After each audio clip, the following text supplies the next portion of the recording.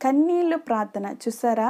మనం ప్రార్థన చేస్తున్నామంటే దేవుడు జవాబు ఇవ్వట్లేదంటే మనం దేవుణ్ణి హత్తుకోవట్లేదు, దేవుని ఆజ్ఞలు పాటించట్లేదు, నీతిగా కనబడటం లేదు, విశ్వాసంతో లేం కనుక మన ప్రార్థన దేవుడు ఆలకించట్లేదు. కానీ హిజ్కియా ఇవన్నీ కూడా ఉన్నాయి కనుక దేవుడు ఆయన ప్రార్థన వెంటనే జవాబిచ్చాడు. వెంటనే క్షణంలో హిజ్కియాకి జవాబునిచ్చాడు దేవుడు.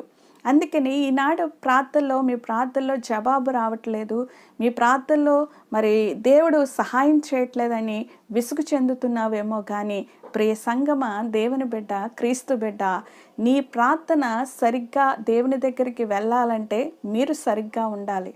మీరు సరిగ్గా ఉంటేనే ఆ ప్రార్థన దేవుని సన్నిధానికి వెళ్తుంది. అప్పుడు దేవుడు మీకు వెంటనే మరుక్షణమే క్షణాల్లోనే మీరు ఇంకా మోకాల నుండి లెగకుండానే దేవుడు మీకు ఉత్తరాన్ని అనుగ్రహిస్తాడనేది మీరు గ్రహించండి ప్రియ సంగమ. కాబట్టి అందుకని దేవుని దృష్టిలో మీరు నీతిగా కనబడాలి. దేవుని దృష్టిలో మీరు విశ్వాసరహితమైన పూర్వమైన జీవితం కలిగి ఉండాలి. దేవుని మీద విశ్వాసం ఉండాలి.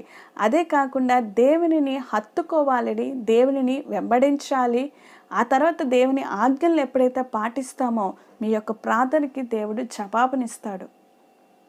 గమనించండి. అందుకనే కొంతమంది ప్రార్థనలకు ఎంత చేసినా అది జవాబు రావట్లేదు, దేవుడు మా ప్రార్థన వింటున్నాడా లేదా, మళ్ళీ దేవుని మీదే నిందేస్తారు. ప్రాబ్లం మీలో ఉంది, ప్రాబ్లం మీకు కలిగింది, ప్రాబ్లం మీది.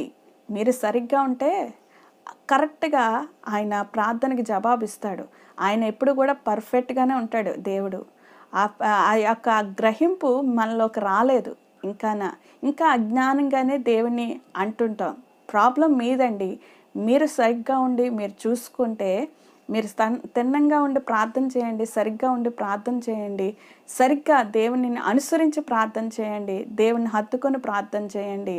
దేవుడు తప్పకుండా మీరు మోకాల మీద నుండి లెగకుండానే దేవుడు మీకు ఉత్తరం ఇస్తాడు. హల్లెలూయా. దేవుడు మీరు అటువంటి ప్రార్థనలోనికి మీరు రావాలి, అటువంటి జీవితంలోనికి రావాలి.